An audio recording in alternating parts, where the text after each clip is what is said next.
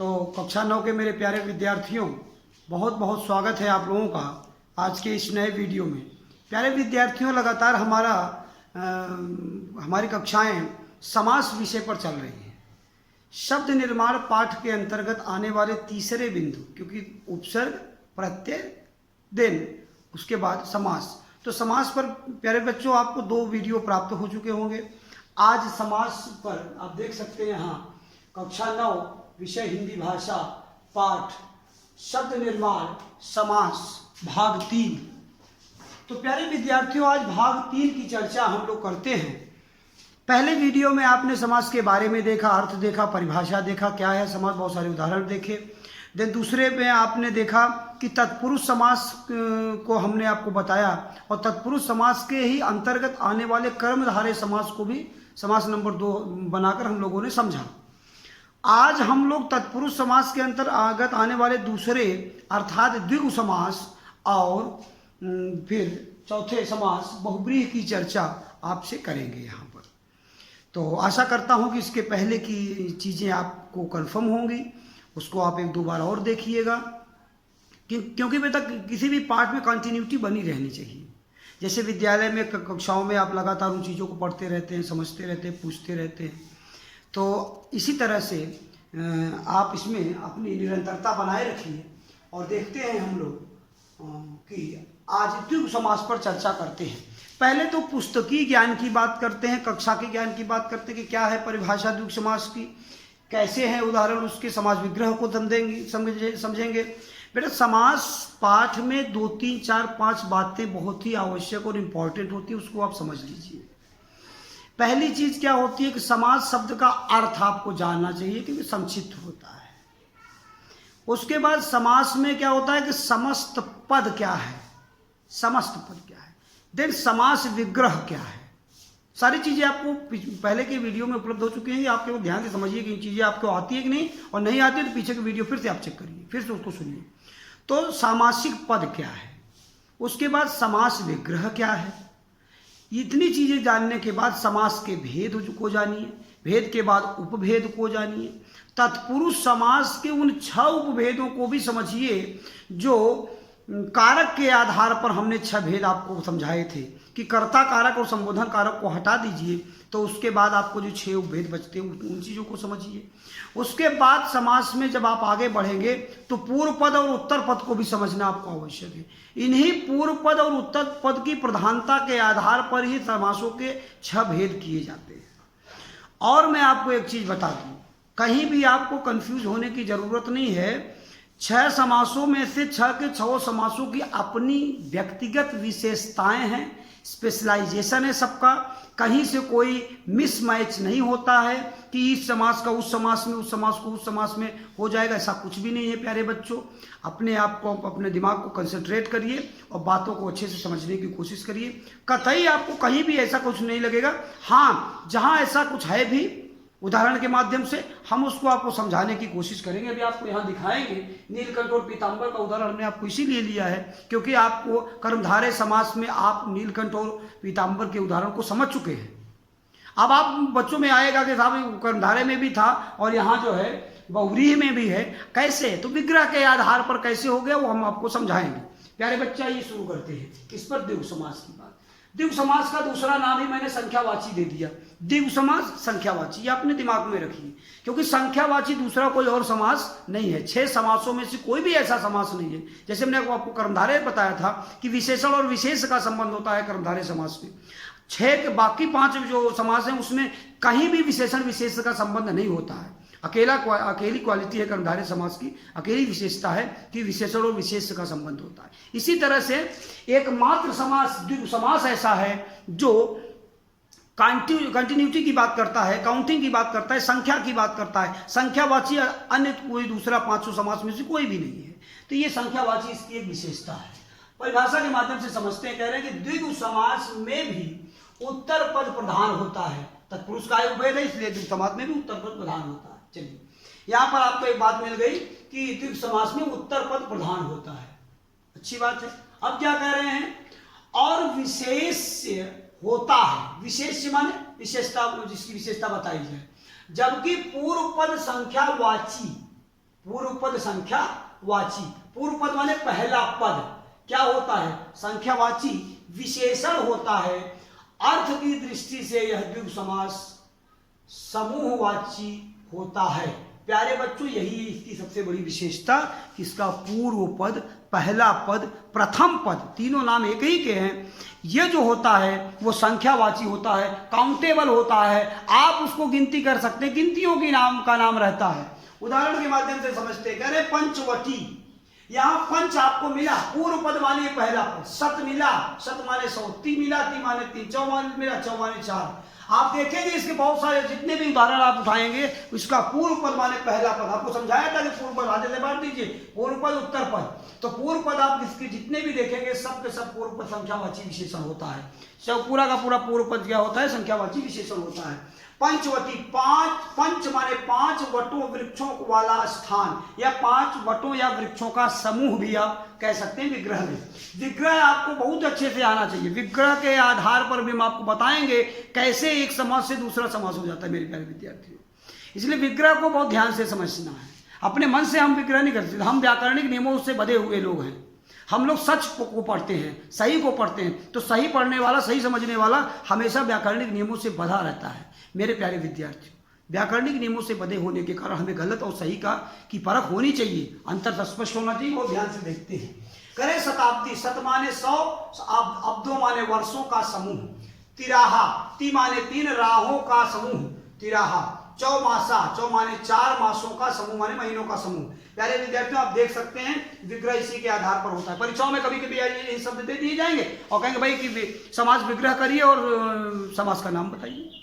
आप देखेंगे जहां भी काउंटिंग की बात आएगी, गिनती की बात आएगी, 6 के 6 समासों में से एकमात्र समास ऐसा है, कौन सा, द्विगु समास, जहां संख्यावाची की बात होती है, जहां कॉन्टिन्यूटी की काउंटिंग की बात होती है, एकमात्र समास है द्विगु समास।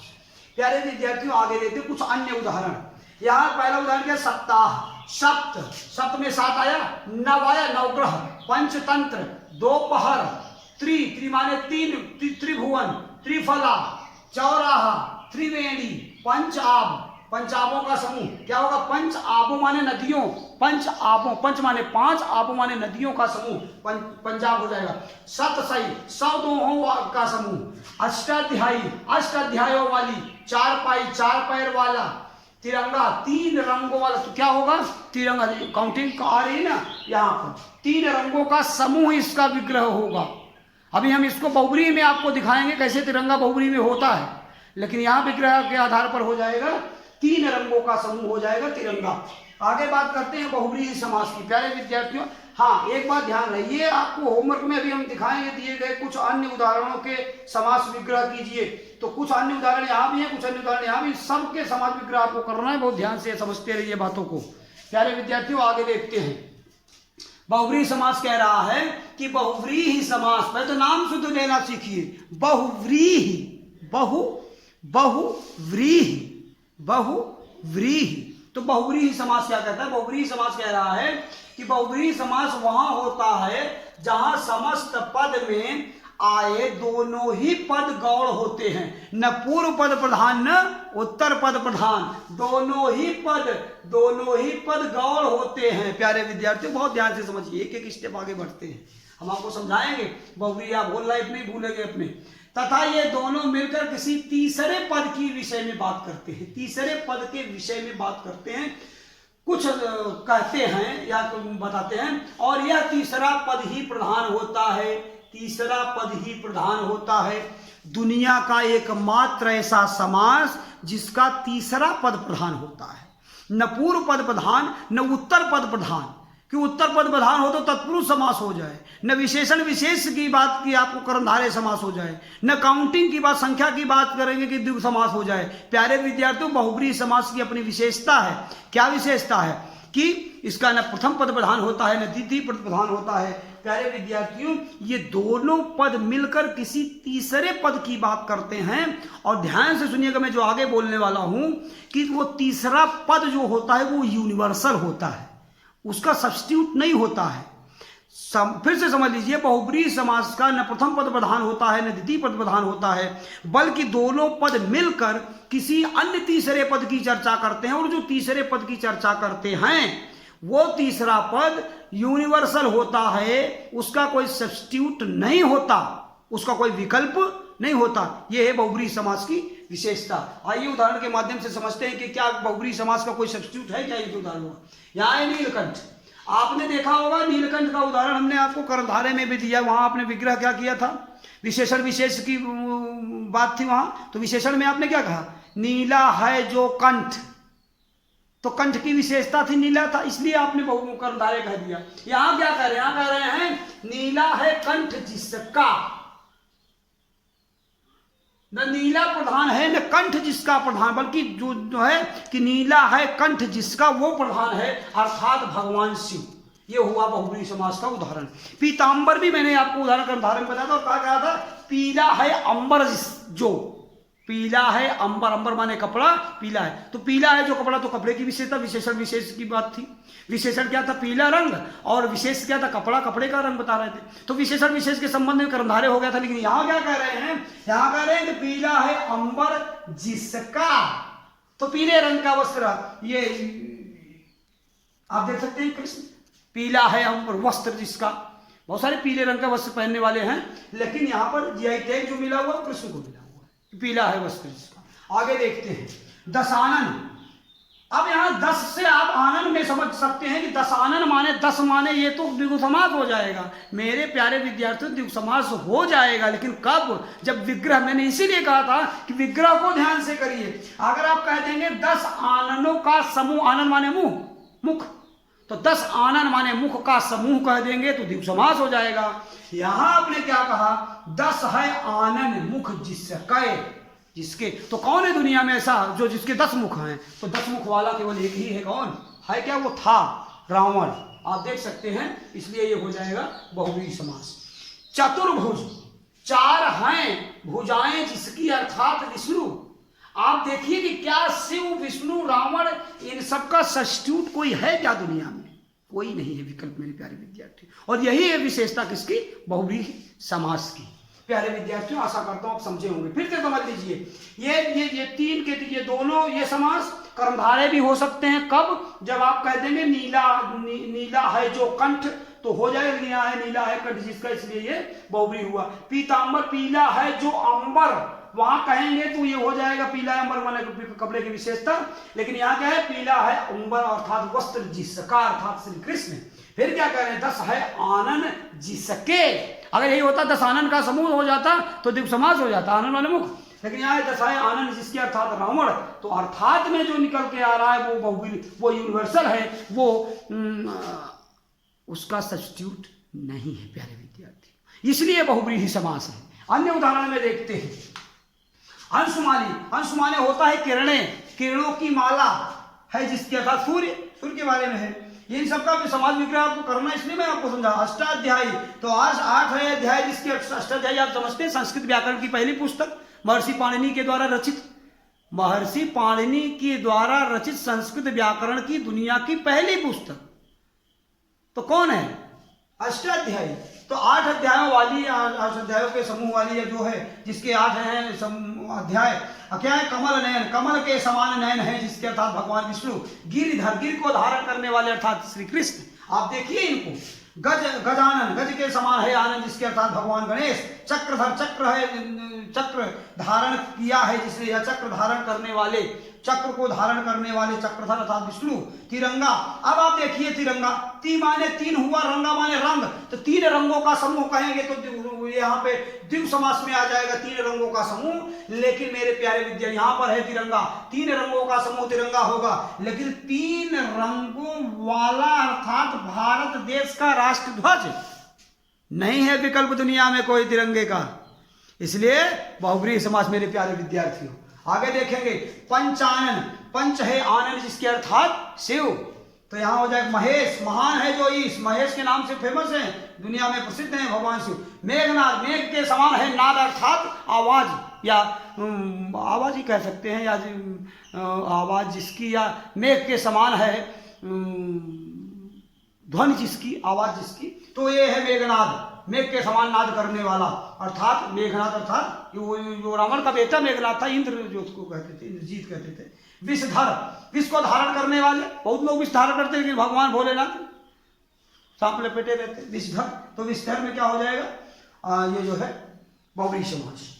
कुछ अन्य उदाहरण भी आप देख चुके हैं। आगे क्या देखेंगे मेरे प्यारे विद्यार्थियों, तिक्री कार्य क्या दिया गया है इस वीडियो को समझने के लिए, जिसमें आपने कर्मधारय समास को के बाद द्विगु समास और बहुव्रीहि को समझा। मैं आशा करता हूं कि जितने परिश्रम से मैंने इसको समझाया है, जो अपेक्षा मैं आपसे रखता हूं कि आप इसको बहुत अच्छे से समझेंगे, तो वो उस पर आप खरे उतरेंगे प्यारे विद्यार्थियों। ये देखते हैं गृह कार्य में क्या है आपके लिए। द्विगु समास तथा बहुव्रीहि समास को उदाहरण एवं परिभाषा सहित स्पष्ट कीजिए। द्विगु समास और बहुव्रीहि समास को उदाहरण एवं परिभाषा सहित स्पष्ट कीजिए। यहाँ बहुत सारे उदाहरण हैं, यहाँ बहुत सारे उदाहरण हैं, इन उदाहरणों को आप लिखिएगा। इसके अलावा अपनी ओर से, अपने जेब से पैसा खर्च करना चाहिए तो सम्मान मिलता। तो मेरे प्यारे विद्यार्थियों, अपने ओर से उदाहरण जब निकाल के लिखेंगे तब हम अध्यापकों का मन प्रसन्न होगा कि मेरे बच्चे समझ रहे हैं बातों को, मेरे बच्चे खोज रहे हैं चीजों को, मेरे बच्चे लिख रहे हैं अपने नोट्स में। ऐसा आप करेंगे। आगे देखेंगे, दिए गए कुछ अन्य उदाहरणों के समास विग्रह कीजिए। जितने भी अन्य उदाहरण है, यहाँ पर सप्ताह का भी है, यहाँ सब समूह बताते हैं, चलना है आपको, इसको भी समास विग्रह करना है। तो यहाँ पर इनको जो है दूसरा पॉइंट है, ये सभी कुछ अन्य उदाहरण जो भी हैं सबके सब आप सबका विग्रह करेंगे। ऐसे ही साइड में लिखेंगे और एक तरफ विग्रह करेंगे। यहाँ लिख देंगे क्या, यहाँ लिखेंगे सामासिक पद, यहाँ लिखेंगे समास विग्रह। 2 हेडिंग बनाइएगा, लाइन कॉपी में खींचिएगा और 2 लिख जाइएगा।